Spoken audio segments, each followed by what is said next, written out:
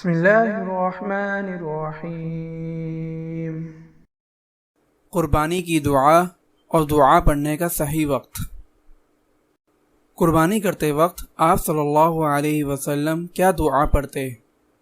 حضرت جابر رضی اللہ تعالی عنہ سے مروی ہے کہ آپ صلی اللہ علیہ وسلم نے قربانی کے دن 2 بڑے سینگ والے مینڈے جو خصی شدہ اور بھورے رنگ کے تھے قربانی کی۔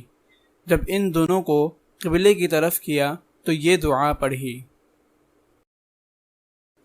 انی وجہت وجہی للذی فطر السماوات والارض علی ملت ابراہیم حنیفا وما انا من المشرکین ان صلاتی ونسکی ومحیای ومماتی للہ رب العالمین لا شریک لہ وبذلک امرت وَأَنَا مِنَ الْمُسْلِمِينَ اللہم منک ولک ان محمد وَأُمَّتِهِ بسم اللہ اللہ اکبر، پھر ذبح فرمایا۔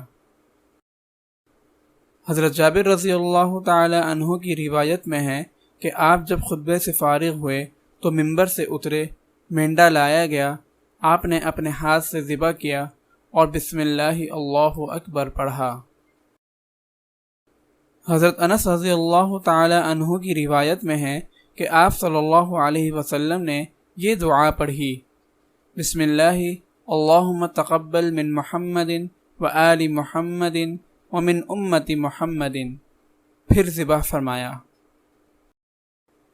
مسئلہ: قربانی کرتے وقت دعا پڑھنا مسنون ہے، آپ صلی اللہ علیہ وسلم کے عمل سے ثابت ہے۔ اگر بڑی دعا یاد ہو تو وہ پڑھ لے، اور اگر یاد نہ ہو تو بسم اللہ اللہ اکبر بھی پڑھ لے گا تو کافی ہو جائے گا۔ مسئلہ: دعا پڑھنے کا صحیح وقت یہ ہے کہ جانور کو گرانے سے پہلے ہی دعا پڑھ لی جائے اور چھری پھیرتے وقت بسم اللہ اللہ اکبر کہہ لیا جائے۔